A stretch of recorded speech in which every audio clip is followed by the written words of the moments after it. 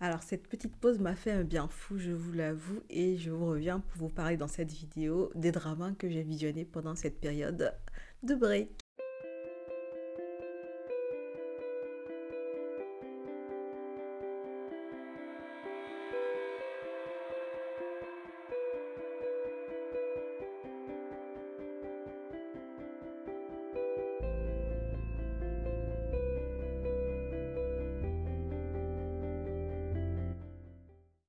Hello, moi c'est Diane et bienvenue sur cette chaîne où j'aime parler de dramas asiatiques, de livres, de trucs que je trouve fun en général. Et dans cette vidéo, je vais vous parler en fait de manière un peu chill des dramas que j'ai visionnés pendant mon break et depuis la dernière fois que j'ai fait un chicha drama. Si vous n'avez pas l'habitude, en général dans les chicha dramas, j'aborde des dramas que je regarde, que j'ai fini de regarder, que j'ai envie de regarder. J'essaie de vous en parler de manière un peu chill. On a l'habitude d'avoir des vidéos qui sont assez longues, donc pour ce volet, j'ai envie de tester un truc. Au lieu de vous donner les résumés à chaque fois des dramas que je vais aborder, je vais juste vous mettre le synopsis à l'écran et vous pourriez faire pause pour voir le résumé si ça vous intéresse.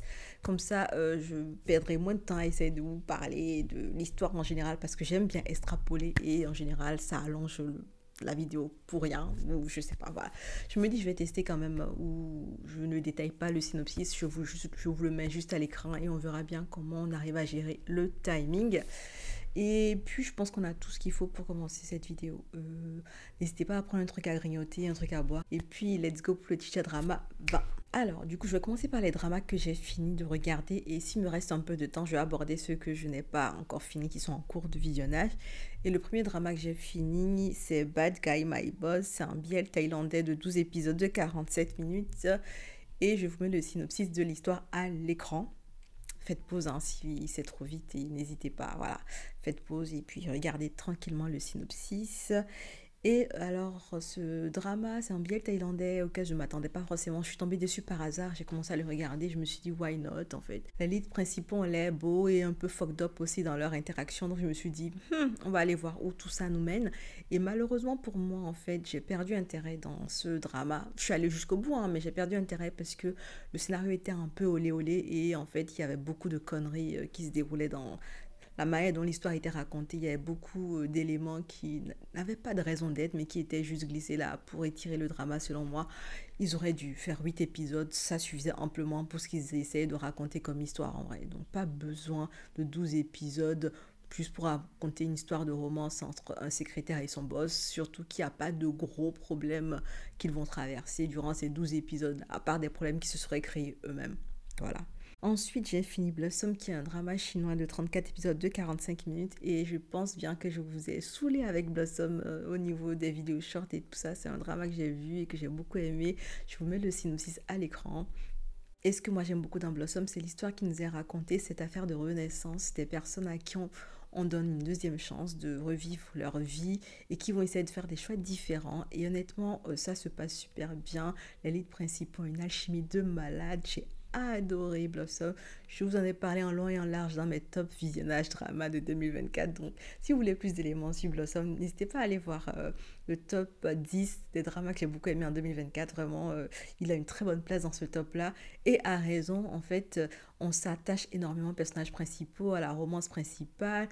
Le lead féminin est vraiment un lead très fort, une badass qui sait gérer, en fait, ce que sa vie passée lui a appris. Et honnêtement, on adore comment les deux personnalités que sont l'héroïne principale et le héros arrivent à se retrouver, à s'entraider en fait pour essayer d'avoir une vie moins merdique dans la nouvelle chance qu'il leur est donnée. Ensuite, j'ai fini The Secret of Us, qui est un drama de 8 épisodes de 50 minutes. C'est un GL thaïlandais. Et dans ce drama, on nous raconte une histoire de romance passée qui voudrait revenir dans un futur un peu compliqué pour les protagonistes en question. Bref, on est sur des ex-amantes qui vont peut-être se redonner une deuxième chance parce qu'elles se retrouvent dans un contexte où elles vont devoir retravailler ensemble. Et honnêtement, ce GL, je m'attendais à quelque chose de beaucoup plus explosif que ça. Malheureusement, ça n'a pas beaucoup pris pour moi. J'ai apprécié à moitié. Bon, l'alchimie, je ne sais pas si elle était vraiment présente. Vraiment, c'est un drama. Je suis sortie de ce drama un peu mitigé parce que je voulais aimer ce drama-là, parce que je trouvais intéressant. Vous savez, la problématique des ex qui reviennent dans vos vies pour essayer de rattraper leur tort, voilà, de réarranger les choses. Et honnêtement, Ama et Edouard se sont séparés par le passé. Comment est-ce que ça a traîné? Comment est-ce que les intrigues ont fait qu'elles se soient séparées? M'a laissé un peu perplexe et j'y croyais pas vraiment. Donc je suis sortie plusieurs fois de l'histoire et j'avoue que j'ai pas forcément accroché plus que ça à ce GL malheureusement. Ensuite, j'ai regardé The Trainee, qui est un BL thaïlandais de 12 épisodes de 45 minutes. On va suivre une romance entre un stagiaire en tant qu'assistant de réalisation et d'un assistant de réalisation qui est un peu dur avec lui parce que c'est quelqu'un qui aime que les choses soient bien faites et qui aime que le travail soit rendu impeccable. Donc c'est leur interaction qu'on va avoir pendant qu'ils vont tomber amoureux l'un de l'autre. Et honnêtement, je suis sortie en mode de fuck. De fuck vraiment parce que j'ai pas aimé plus que ça. Pourtant, les acteurs qui jouent dans les leads principaux sont des acteurs qui ont déjà joué plusieurs fois ensemble, qui ont des alchimies de malades. Ils étaient dans Not Me. Enfin, bref, c'était des acteurs qui savent jouer et qui savent jouer bien quand on leur propose un script de qualité et qui sont dirigés comme il le faut. Du coup, j'ai pas compris ce drama en fait parce que je trouvais que le drama était ennuyeux. En fait, il se passait pas grand-chose. On faisait des problématiques pour pas grand-chose. Ça s'étirait pour un rien et je m'ennuyais.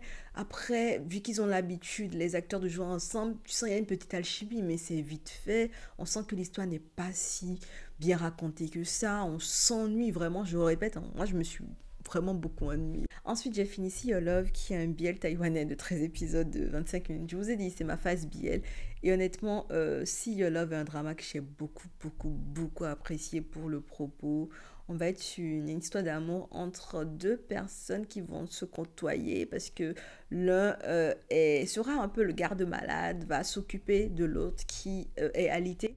Je l'ai tellement aimé ce drama que je l'ai mis dans mon top BL 2024 parce que du coup, je pense que c'est mon point chit-chat de cette année. Hein. Et du coup, il y a beaucoup de dramas que j'ai visionné en 2024 que je mets dans ce chit-chat parce que depuis la fois dernière, il s'en est passé des choses. Ensuite, j'ai fini When the Phone Rings, qui est un drama coréen de 12 épisodes de 70 minutes. On est sur un drama qui va être dans une ambiance un peu thriller. Il y a un peu de suspense, il y a un mélange de kidnapping, d'enquête, bref, on est sur une histoire un peu... voilà. Il y a pas mal de choses qui se passaient dans ce drama-là qui donnaient envie, en fait, d'enchaîner les épisodes jusqu'aux 3 derniers épisodes, selon moi. Non, mais honnêtement, Warzone, les gars, arrêtez vos conneries. Hein, c'est abusé, c'est abusé. C'est abusé, Warzone, sincèrement. Mais c'est un drama que j'ai vraiment suivi semaine par semaine, limite, parce que j'aimais trop ce qui se passait dedans. Bref, c'est un drama qui a su bien gérer le suspense et qui vraiment a su donner envie d'enchaîner les épisodes et d'être accro finalement. Ensuite, j'ai regardé Fini The Trunk, qui est un drama coréen de 8 épisodes de 60 minutes. On va être aussi sur un drama un peu à suspense. On est sur une ambiance un peu mystérieuse, vraiment, c'est très intriguant comme atmosphère tout le long des épisodes de ce drama-là. On va suivre un couple marié qui s'est marié suite à un contrat. C'est un contrat qui est censé durer 1 année et puis il se passe plein de choses entre les interactions entre ce couple marié-là et leurs ex respectifs. Bref, c'est le foutoir et vous ne comprenez pas de quoi veut parler ce drame. Vous ne comprenez pas le propos au départ, mais quand on commence à vous présenter tous les personnages et leur complexité va vous phaser. Sincèrement, j'ai trouvé les personnages très intéressants parce que c'est des personnages qui étaient très complexes et qu'on avait du mal à déchiffrer. J'ai beaucoup aimé l'ambiance générale qui, du coup, était très intrigante et qui était dérangeante limite, assez pesante aussi. Ensuite, j'ai fini de regarder Imperfect Us, qui est un drama taïwanais de 8 épisodes de 45 minutes. On va être sur une histoire aussi qui va tourner autour d'un couple marié. C'est un couple marié qui est très taquin l'un envers l'autre. Et en fait, on se dit, ouais, ils sont mis ensemble, mais au fur et à mesure que les épisodes avancent, on comprend que ce couple-là s'est mis ensemble un peu bizarrement. Bref, c'est un couple qui s'est mis ensemble. Ils n'ont pas réglé les dernières coupures qu'ils ont pu avoir avec leurs ex, surtout l'homme marié. Et du coup, la femme qui est avec son mari, ils sont taquins, mais au fond, elle surfe beaucoup sur des insécurités. Et on va nous montrer son quotidien pendant qu'elle espionne l'ex de son mari. Et honnêtement, l'ambiance c'est trop bizarre, c'est assez creepy parfois. Tu te dis, mais madame, arrête de surveiller l'autre dame. Honnêtement, j'ai beaucoup aimé le drama pour le côté très réaliste parce que du coup, on va rentrer dans le quotidien d'un couple marié et on va être un peu dans de la jalousie féminine. Je ne sais pas, c'est comme un triangle amoureux latent. Enfin, l'ambiance vraiment est très intéressante. Les thématiques font très actuelles et honnêtement, ça fait hyper réaliste. C'est des situations qui peuvent arriver dans la vraie vie. Du coup, j'ai trouvé très intéressant qu'elles soient montrées comme ça dans ce drama-là. Ensuite, j'ai fini A Blackout, qui est un drama coréen de 14 épisodes de 50 minutes.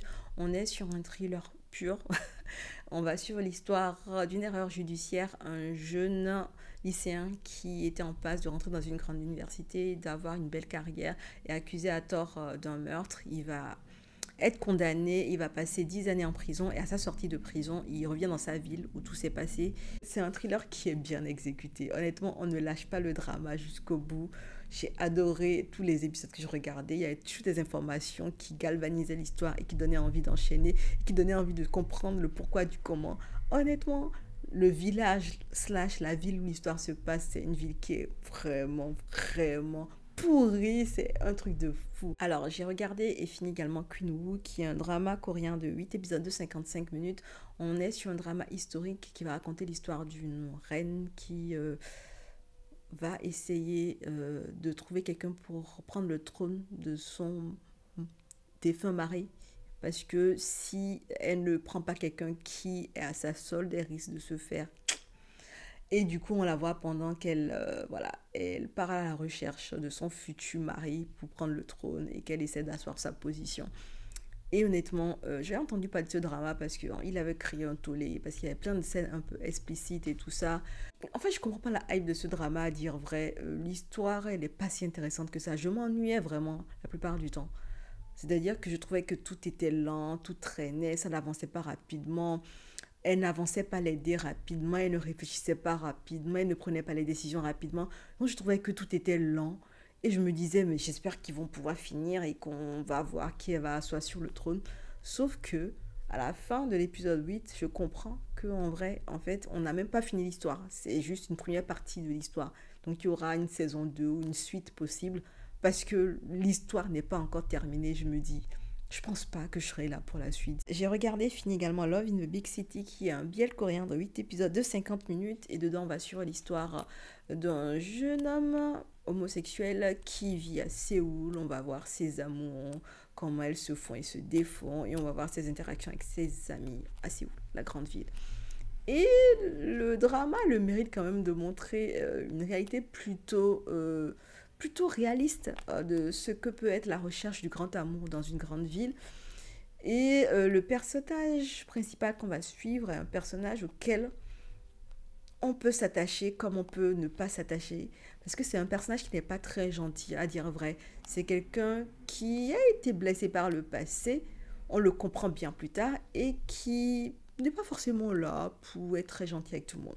Ensuite, j'ai fini Minsenen Mijukuna Oratechi Wabukyo ni Chinkokyu Awanyuf, qui est un biel japonais de 11 épisodes de 30 minutes. Et on va suivre deux lycéens qui sont aux antipodes. L'un est quelqu'un de élève modèle et l'autre est un peu le brigand. Voilà, le bandit en fait du lycée, et les deux vont se rapprocher suite à quelques interactions. Et honnêtement, c'est un drama que j'ai regardé un peu du coin de l'œil. J'étais pas forcément très concentrée quand je le regardais, donc je suis sûre que j'ai raté plein de moments du drama. Mais globalement, c'est un drama qui a aussi une vibe un peu réaliste, dure, puisqu'on va suivre la romance entre ces deux personnages-là. Et le bandit slash brigand, en fait, c'est quelqu'un à qui la vie n'a pas fait de cadeau dans son foyer, à lui, à la maison. Donc c'est compliqué, on voit des réalités dures, on voit la maltraitance, enfin voilà, c'est un peu dur. À prendre avec des pincettes, j'ai envie de dire. J'ai également regardé Fini Petri Shore, qui est un GL thaïlandais de 10 épisodes de 60 minutes. On va suivre en fait une enquêtrice qui va se retrouver au cœur d'une série d'assassinats. Elle va devoir mener l'enquête, c'est très médiatisé. Elle va s'associer en fait à un médecin qui fait des autopsies, qui va l'aider en fait en lui donnant des indices. Donc voilà, elles vont se retrouver toutes les deux à faire l'enquête et à essayer de trouver le tueur en série. J'ai beaucoup aimé ce drama parce que du coup on est sur un drama où il y a pas mal d'action Et j'aimais bien le côté badass de l'inspectrice parce que honnêtement, elle avait un côté badass et ça lui allait très bien. Ce côté autoritaire quand elle prenait des décisions ou qu'elle allait sur le terrain. Je trouvais que ça avait du sens et que c'était, comment on dit, c'était plutôt bien joué. Les deux actrices de la romance principale ont déjà joué dans un GL. C'était un, comment ça s'appelait? C'était un GL qui parlait du milieu de Miss, je pense, c'était le premier GL thaïlandais que je voyais d'ailleurs. Et du coup, elles ont une alchimie de malade. C'est plutôt bien dosé selon moi. On a le côté dangereux, on a le côté vraiment suspense, enquête, et après on a la romance qui, quand elle commence, est vraiment très fluffy et très mignonne. Honnêtement, j'ai bien aimé ce drama et voilà, j'ai beaucoup aimé, je crois. J'ai également fini de regarder Yoskai, qui est un biel thaïlandais de 12 épisodes de 45 minutes. On est sur une histoire avec deux jeunes hommes qui vont devoir rentrer dans une relation fictive pour essayer, voilà, d'arranger l'un d'entre eux. Il y a l'un des jeunes hommes qui est à l'université qui se fait un peu harceler par un autre universitaire et il n'a pas envie vraiment de sortir avec lui, donc il va faire semblant de sortir avec un autre étudiant comme lui. Et ce simulacre de relation va finir par être une vraie relation parce qu'ils vont tomber amoureux l'un de l'autre. Et honnêtement, c'est un drama auquel je ne m'attendais pas. C'est-à-dire que je ne m'attendais pas à l'aimer du tout parce que je sentais que c'était trop innocent, trop, comment dire, trop innocent, voilà, c'est le terme. Je pensais que c'était trop innocent parce que le personnage principal est vraiment quelqu'un de très très innocent, quelqu'un qui a du mal à dire non, qui dit oui à tout. Vraiment, je me disais que ça allait peut-être me fatiguer de le voir dire oui, de le voir se faire balloter à droite et à gauche par tout le monde. Mais finalement, honnêtement, j'ai beaucoup aimé ce drama parce que petit à petit, en fait, il sortait de sa coquille et il s'affirmait. Et c'était beau à voir, en fait, ce changement de personnalité-là. En plus, quand la romance va s'installer et que les simulacres de fake boyfriend vont devenir quelque chose d'un peu plus tangible, honnêtement, vous serez choqués de leur alchimie et vous allez voir des choses, vous êtes là en mode oh, t'es pas si innocent que ça, mon Joe. Bref, c'est une romance mignonne, fluffy, à laquelle on ne s'attend pas. Et honnêtement, j'ai passé un très bon moment à regarder ce drama. Donc voilà. Alors, j'ai également fini de regarder Futara Doshabure, When It Rains, It Pours. Et c'est un biel japonais de 7 épisodes de 24 minutes. On va être sur une histoire entre deux collègues au travail. Enfin, ils ne savent pas qu'ils sont collègues au travail quand l'histoire commence parce que l'un d'entre eux a envoyé un SMS malencontreusement à l'autre et ils vont commencer à entretenir une correspondance comme ça, ne sachant pas qui est à l'autre extrémité en fait des SMS en question. Et après, ils vont réaliser que c'est l'un ou l'autre et voilà. De base, en fait, c'est des personnes qui sont frustrées dans leur relation, que ce soit amoureuse ou amicale poussée. Donc, ils vont se réconforter l'un l'autre dans ces échanges de mails-là. Et finalement, ça va créer des émotions et une romance va s'installer entre eux. Et honnêtement, c'est un billet japonais qui fait plutôt bien le job. En vrai, je ne m'attendais pas à être aussi accro rapidement. C'est en 7 épisodes, la romance elle tient bien la route. Dès qu'elle s'installe, on y croit à fond. En plus, il introduit un sujet que je vois très rarement dans les dramas en général. C'est le sujet de la et du coup, en fait, ça m'a intriguée. Je me suis dit, allons voir ce qu'ils vont en faire. Et honnêtement, j'ai trouvé que c'était plutôt bien abordé. On sentait en fait la retenue de l'un comme de l'autre. On sentait comment est-ce que ça bousillait leur confiance. Et puis, on sentait comment petit à petit, ils arrivaient à se redonner confiance l'un et l'autre. Ensuite, j'ai fini de regarder le biel coréen FC Sold Out. Il fait 8 épisodes de 25 minutes. On va être sur une histoire qui va se dérouler dans une équipe de football qui a été reclassée. Enfin, les divisions et tout ça, moi, je n'y connais rien. Je ne suis pas fan de football, donc je n'y connais absolument rien. Mais voilà, c'est une équipe qui était plutôt cotée, qui a perdu sa cote et qui est redescendue en division, qui va se faire acheter par une agence d'entertainment qui va dire que, bah, écoutez, nous, on veut que des gens beaux dans l'équipe, donc on va rajouter d'autres personnes, d'autres stars pour qu'elles jouent dans l'équipe, même si elles ne sont pas douées pour le football. Et c'est comme ça que l'un des footballeurs qui était fan d'une star va le voir dans son équipe à lui. Et voilà, ça va créer des situations bien cocasses. Ils vont devenir potes, puis il y aura une romance qui va s'installer entre eux. Honnêtement, ce drama, je vois pas l'intérêt. Je suis désolée, j'ai absolument pas apprécié ce que je regarde dans ce drama. Je voyais pas l'intérêt, il y avait pas forcément d'histoire, il y avait pas de... Je ne sentais pas le côté fluffy. En fait, je l'ai regardé, je me disais, mais C'était une expérience où j'étais indifférente, on va dire. Ensuite, j'ai fini de regarder Etana Butler, qui est un BL taïwanais de 12 épisodes de 25 minutes. On va être sur une histoire avec un jeune homme qui est le jeune héritier d'une famille un peu riche. Il est un peu gâté et en fait, c'est quelqu'un qui est têtu. Son père n'arrive pas à le gérer. Donc, il profite d'une occasion pour introduire dans la vie de son fils un robot qui du coup sera son majordome et qui va s'occuper de lui H24. Donc voilà, on est sur une romance entre un robot IA très avancé et un humain. Et honnêtement, moi j'étais là en mode, au point où j'en suis les gars, vraiment, moi je prends juste votre pitch hein, et je regarde comment vous allez le dérouler. Voilà, j'étais là en mode, ok, d'accord, d'accord. Tout ça, c'est pour vous dire que j'ai regardé un BL taïwanais. Dedans, il y avait une romance entre un humain et un robot. Et je me suis posé plein de questions pendant la romance là. Mais bon. Et pour finir, la section de tout ce que j'ai fini de regarder, j'ai regardé également Tempo Hud Skip a Beat, qui est un BL thaïlandais de 13 épisodes de 45 minutes. Et honnêtement, c'est un BL que j'ai beaucoup aimé. C'est mon BL favori actuellement. Je pense que c'est le meilleur BL de 2025. En même temps, on est qu'en mars, hein, donc voilà. Il n'y a que 3 mois dans 2025. Mais c'est mon meilleur visionnage de 2025, j'ai envie de dire, so far. Parce que tout ce que présente ce drama, c'est des choses que j'adore voir en général. Bref, on va être sur une histoire, une romance qui va démarrer bien entendu entre deux personnages qui vont se retrouver dans un contexte bien particulier. L'un d'entre eux est le leader d'un groupe de pop thaïlandaise et l'autre c'est un réalisateur assistant qui a envie d'être réalisateur. Donc pour lui, la mission de filmer le documentaire autour du groupe est une mission importante. Donc voilà, les deux vont interagir dans le cadre voilà, du documentaire musical que doit réaliser l'un, tandis que l'autre, en fait, il est sur le départ, il doit bientôt quitter son groupe, alors qu'il n'a pas forcément envie de les quitter. Donc ce qu'on va dans ce drama, c'est les deux personnages de cette romance qui, avant que la romance ne démarre, vont quand même commencer à essayer de rabibocher le groupe de pop. Honnêtement, c'est très bien dosé. J'ai beaucoup aimé tout ce qui se passait dans ce drama.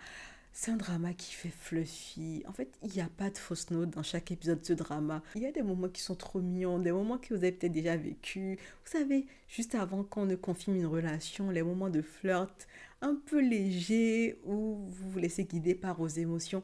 Il y a plein de moments comme ça qu'ils ont glissé dans ce drama qui font tellement réalistes, qui sont tellement mignons. J'ai fondu vraiment beaucoup dans ce drama. J'étais là en mode, mais ils sont trop mignons, ils sont trop mignons. C'est un drama que j'ai beaucoup aimé, donc si vous ne l'avez pas vu, sincèrement, n'hésitez pas à aller faire un tour. Honnêtement, je ne m'attendais pas à l'aimer autant. Le titre ne me disait rien, mais quand j'ai commencé l'épisode 1, je me suis dit, why not? Le 2, j'étais là en mode, ok. Le 3, c'est bon. Personne ne pouvait plus me convaincre d'arrêter cette série. Honnêtement, elle est trop bien.